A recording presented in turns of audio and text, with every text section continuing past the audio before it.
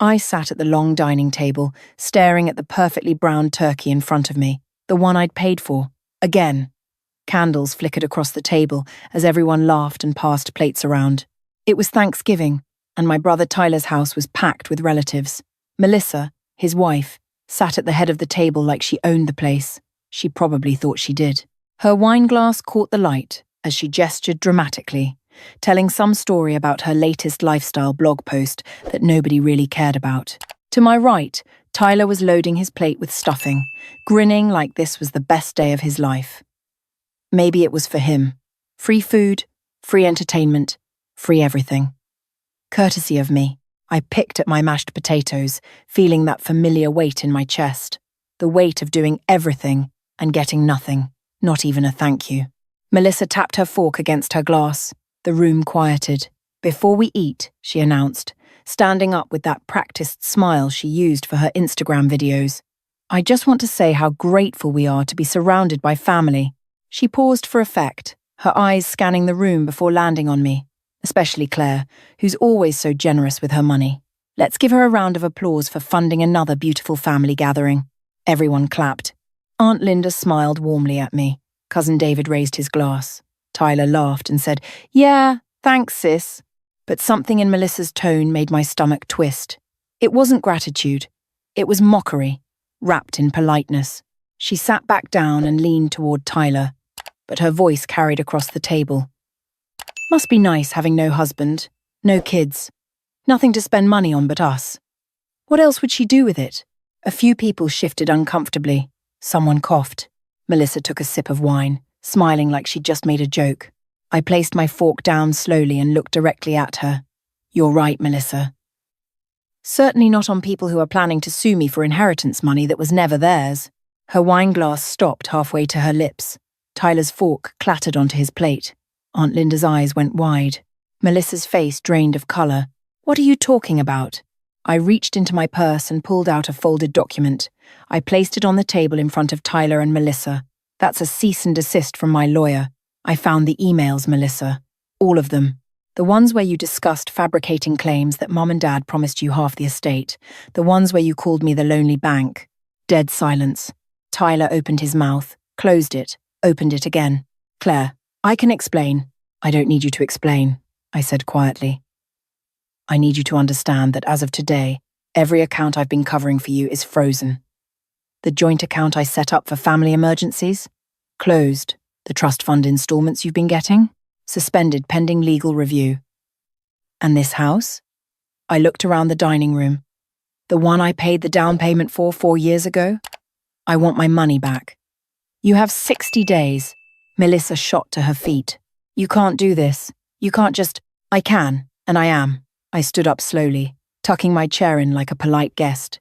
"Enjoy your Thanksgiving dinner. It's the last one I'm paying for." I picked up my coat and walked toward the door. Behind me, I heard Tyler calling my name. Melissa's voice rising in panic. Aunt Linda asking what was happening. But I didn't turn around. The cold November air hit my face like freedom. It wasn't always like this.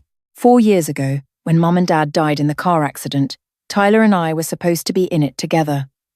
We stood side by side at the funeral, holding hands, crying into each other's shoulders. He was my only sibling, my big brother. I thought we'd get through it together. Mum and Dad left everything to me as executor, not because they loved Tyler less, but because I was the practical one. I was the data analyst who actually read contracts and balanced checkbooks. Tyler was the dreamer who talked big but followed through small. They knew I'd handle things responsibly. The estate wasn't massive, but it was comfortable. A paid-off house in Boulder, life insurance, retirement accounts, some investments.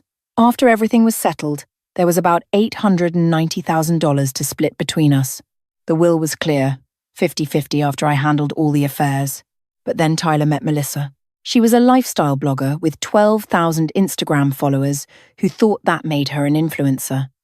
She posted photos of avocado toast and sunset yoga poses and called it a brand. Within 3 months of dating Tyler, she'd moved into his apartment. Within 6 months, they were engaged. At their wedding a year after Mum and Dad died, she wore a $6,000 dress and complained that the venue wasn't photogenic enough. I paid for half that wedding, thinking I was helping my brother start his life, $15,000. Tyler had promised to pay me back. He never did. After the wedding, things changed fast. Melissa got pregnant immediately. She quit her part-time job at the boutique because stress isn't good for the baby. Tyler's real estate commissions were inconsistent, sometimes great, often terrible. Suddenly they couldn't make rent. Just for a few months, Tyler said, until the baby comes and Melissa can work again. I paid their rent. 3 months became 6. 6 became a year. The baby, Jackson, was born. Melissa posted hospital photos with the caption, "Blessed beyond measure," but never mentioned she hadn't paid a medical bill. I had. $8,000. When Jackson was 6 months old, they decided they needed a house. For stability, Melissa said. We can't raise a child in an apartment. They found a place in Lakewood. $420,000. They had nothing for a down payment. I had just received a bonus at work. Tyler looked at me with those puppy dog eyes he'd used since we were kids. "It's an investment," he said. "We'll pay you back with interest, I promise." I gave them $84,000, 20% down. They never paid me back a cent. Instead, requests kept coming. "Can you help with daycare? Just until Melissa gets her blog monetized? Can you cover the car repair?" Tyler's commission check was delayed. "Can you pay for Jackson's medical insurance? We're between policies." Every time I said yes, I told myself it was temporary. Every time I said yes, I felt a little more invisible. Melissa never thanked me directly. Instead, she'd post on Instagram about how blessed she was, how amazing her life was, how she was manifesting abundance. Her followers thought she and Tyler had it all figured out. None of them knew I was the abundance she was manifesting. At family gatherings, Melissa would talk loudly about their plans. "We're thinking about Hawaii for our anniversary. Jackson needs to go to the best preschool. Tyler deserves a new car. He works so hard." And I would sit there, quiet, practical Claire who didn't have a husband or kids or anything interesting to talk about, just work and bills and being everyone's backup plan.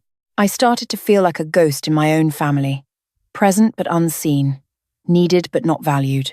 My co-workers noticed. "You look tired, my manager," Patricia said one day. "Are you okay?" I lied and said I was fine. But I wasn't fine. I was funding 2 households on one salary while my brother and sister-in-law posted vacation photos and complained about their Wi-Fi speed.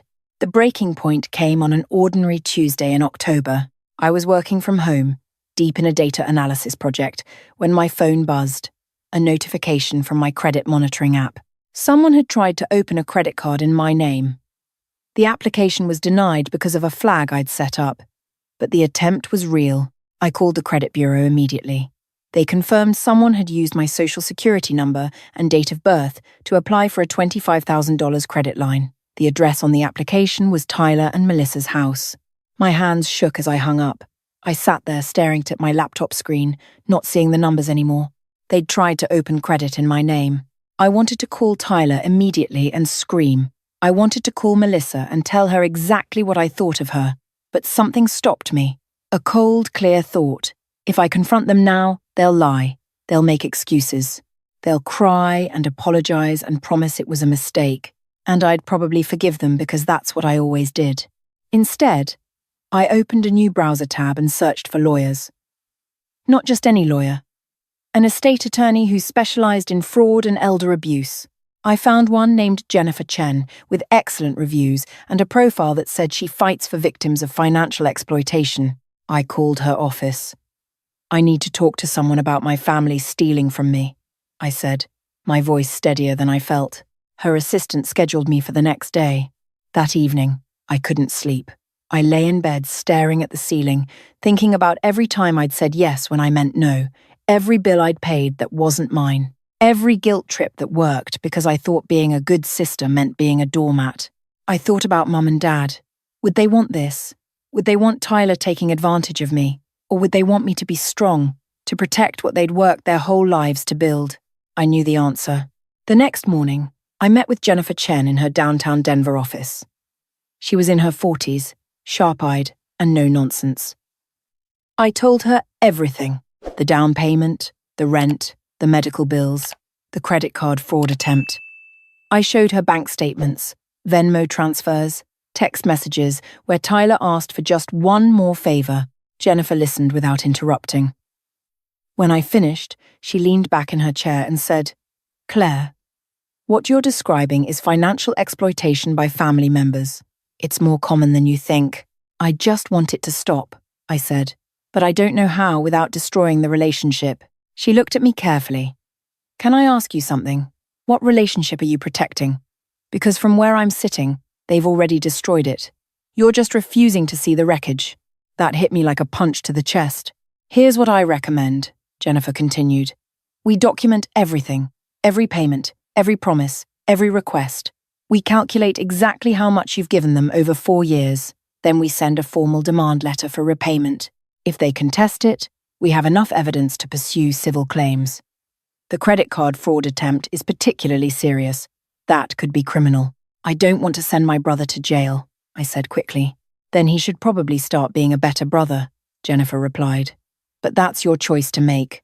What I can do is help you protect yourself going forward. We can freeze accounts, set up trusts, create legal barriers so they can't access your money anymore." I nodded slowly. "What do I need to do?" "First," she said, "stop saying yes." Over the next 3 weeks, I transformed. Not loudly, not obviously, but systematically. I opened a new bank account at a different institution. I transferred everything except $1,000 from my old account where Tyler had emergency access. I changed my passwords, updated my security questions, enabled 2-factor authentication on everything. I pulled all my financial documents. 4 years of bank statements, credit card bills, Venmo history, text messages. I created a spreadsheet. Every payment to or for Tyler and Melissa, categorized and dated. The total was staggering. $267,000 over 4 years. $267,000 I'd given them while living in a modest apartment, driving a 10-year-old Honda, skipping vacations because I couldn't afford it. Jennifer helped me draft a formal demand letter. We documented everything, attached exhibits, laid out clear timelines. The letter gave them 60 days to create a repayment plan or face legal action. But we didn't send it yet. Jennifer had a better idea. "They're planning something," she said. "You said they're getting desperate. Let them make their move first, then we'll have even more leverage." She was right to wait. 2 weeks before Thanksgiving, I was going through my email when I saw something in my spam folder. An email from a law firm I didn't recognize, Patterson and Associates. The subject line was Estate of Robert and Linda Morrison. My parents' names. My heart pounded as I opened it.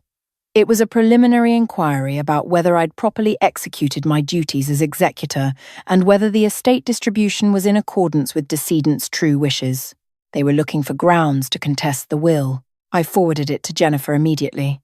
She called me within an hour. "They're building a case," she said. "This is a fishing expedition. They want to see if there are any cracks in how you handled the estate. If they can prove you mishandled funds or acted against your parents' wishes, they could sue for a redistribution." "But I did everything by the book," I said. "I have all the documentation. The will was clear." "I know," Jennifer said, "but lawsuits aren't always about truth. They're about leverage. They probably can't win, but they can drag you through expensive litigation and hope you'll settle just to make it go away." "What do I do?" "We go on offense," she said. "We send our demand letter now. We make it clear that you have documentation of their fraud attempt, their financial exploitation, everything. We show them that if they want a legal fight, they'll lose badly." I thought about Tyler, my big brother who used to give me piggyback rides, who taught me how to ride a bike, who cried with me at Mom and Dad's funeral. Then I thought about the man who let his wife commit credit fraud using my identity, who took $267,000 and never said thank you, who was now trying to sue me for money our parents specifically left in my care. "Send the letter," I said. But I wanted to do one more thing. I wanted them to hear it from me first, not a lawyer, me. That's when I decided I'd go to Thanksgiving dinner. I'd sit at their table one last time. I'd let Melissa make her little comments. I'd let Tyler pretend everything was fine. And then I'd show them what quiet power really looked like. The week before Thanksgiving, I noticed Tyler calling more often. I let most calls go to voicemail. The ones I answered were brief. "Hey sis, you coming to Thanksgiving?" "Planning on it." "Great. Melissa's really excited. She's making her famous sweet potato casserole. With ingredients I probably paid for, I thought, but didn't say. Can't wait, I lied. The day before Thanksgiving, I got my hair cut and styled. I bought a new navy blue dress, simple but elegant. I wanted to look put together when I dismantled their world. I printed 3 copies of Jennifer's demand letter, one for Tyler, one for Melissa, one for Aunt Linda, who was Tyler's strongest enabler. I also printed the credit fraud report and a summary of the $267,000 I'd paid on their behalf. That night, I barely slept. Not from anxiety, from anticipation. Thanksgiving morning, I drove to Lakewood in my old Honda, probably for the last time. I parked down the street and sat in my car for a few minutes, looking at the house I'd helped buy, the house where I'd never felt welcome. I grabbed my purse, heavy with documents, and walked to the front door. The confrontation at dinner played exactly as I'd imagined. Melissa's comment. My calm response. The shocked silence. Walking out felt like shedding a skin I'd been trapped in for 4 years. I drove straight to a hotel. I'd already packed a bag, knowing I wouldn't be going back to my apartment that night. I needed space, quiet, time to process. My phone started ringing around 8 p.m. Tyler. I declined. He called again. Again. I turned my phone off. The next morning, I had 37 missed calls and 14 text messages. Tyler's texts ranged from angry to desperate. How could you do this at Thanksgiving? You embarrassed us in front of the whole family. Please call me, we need to talk. Claire, I'm your brother. Melissa's were just angry. You're a selfish bitch. We'll see you in court. Tyler's family will never forgive you. I forwarded everything to Jennifer. Aunt Linda surprisingly sent one text. I didn't know about the credit card thing. That's not right. Call me when you're ready. Monday morning, Jennifer's formal demand letter was delivered via certified mail. By Monday afternoon, I got a call from a different lawyer, not Patterson and Associates. This one was Tyler's personal attorney, clearly scrambling. Miss Morrison, I'm calling on behalf of your brother. He'd like to discuss a resolution. Tell him to read the demand letter thoroughly, I said. He has 58 days left. My client maintains he didn't attempt credit fraud. His wife may have made an error in judgment. An error in judgment is putting the wrong address on a Christmas card, I interrupted. Identity theft is a felony. If Tyler wants to claim he had no knowledge of what Melissa did, that's between him and his marriage. But the money he owes me is non-negotiable. There was a pause. Miss Morrison, my client doesn't have $267,000. Then he should probably sell the house I bought him a down payment for. Another pause. That may not be necessary. Perhaps we can work out a payment plan. Read. The letter, I said. Everything's outlined there. I hung up. Over the next 2 weeks, things unraveled fast for Tyler and Melissa. It turned out the credit card fraud wasn't their first scheme. Jennifer's investigator found that Melissa had taken out 3 other credit cards in Tyler's name without his knowledge, maxing them out on her blog equipment and lifestyle purchases. Tyler genuinely hadn't known. When he found out, when he realized his credit was destroyed and his wife had been lying for months, something broke. He called me one night, 3 weeks after Thanksgiving. This time I answered, Claire. His voice was hoarse, like he'd been crying. I'm so sorry. I didn't know about the credit cards. I swear I didn't know. I didn't say anything. Melissa and I are separating, he continued. I can't be with someone who would do that. To you, to me, to anyone. Okay, I said simply. I know I took advantage of you, he said. I knew it was wrong, but I kept telling myself it was temporary, that I'd pay you back. But I never did. And I let Melissa treat you like you were just a wallet. I'm sorry. I'm so sorry. Part of me wanted to forgive him right there. The little sister part of me that still remembered piggyback rides. But the adult part, the part that had been bled dry for 4 years, stayed quiet. I need you to understand something, I said finally. I didn't do this because I stopped loving you. I did this because I started loving myself. And I'm not your safety net anymore. You're 36 years old. You have a son. It's time to figure out your own life. I know, he whispered. The demand letter stands, I said. If you want to rebuild a relationship with me someday, that starts with respecting me enough to pay back what you owe. Even if it takes years, I will, he said. I promise. We'll see, I said, and hung up. By mid-December, Tyler and Melissa's divorce was underway. The house went on the market. Tyler moved into a small apartment and actually got serious about his real estate career. Without Melissa's spending, he started making progress. Aunt Linda called me in January. I owe you an apology, she said. I thought you were being too hard on Tyler. But I didn't know the full story. I didn't know how much you'd been carrying. It's okay, I said. It's not okay, she replied. I enabled him too. We all did. We saw what was happening, and we didn't say anything because it was easier. I'm sorry. Slowly, cautiously, I started to rebuild relationships with family members who actually saw me as a person, not a bank account. In February, Tyler made his first payment toward the debt. It was only $500, but he sent a note with it. I know this isn't much, but I promise I'll keep going. I put the check in a folder. I didn't cash it right away. I wanted to see if he'd keep his word. He did. Every month, $500. It would take him 45 years at that rate, but it was something. It was acknowledgement. I never spoke to Melissa again. Last I heard, she moved back to California and deleted all her social media. Her lifestyle brand apparently couldn't survive the reality of actual life. In March, I got a promotion at work. Senior data analyst, 20% salary increase. Patricia pulled me aside after the announcement. You seem different lately, she said. Lighter. I am, I said, and I meant it. I moved to a nicer apartment in April. Nothing extravagant, but it had a balcony with mountain views and space that was completely mine. No one had keys. No one could ask for favors. It was just mine. One Saturday morning in May, I sat on that balcony with coffee, watching the sun rise over Denver. My phone was on silent. My calendar was empty, and for the first time in 4 years, I felt completely at peace. I thought about Mum and Dad. I think they'd be proud. Not because I cut off Tyler, but because I finally learned to protect what they'd worked so hard to give me, not just money, dignity. I learned something important through all of this. Love shouldn't cost you everything. Real family doesn't take until you're empty. And sometimes the strongest thing you can do is quietly, calmly, say no. I'm not the family bank anymore. I'm not the backup plan. I'm not the invisible one who pays for everything and gets nothing. I'm just Claire, and that's more than enough.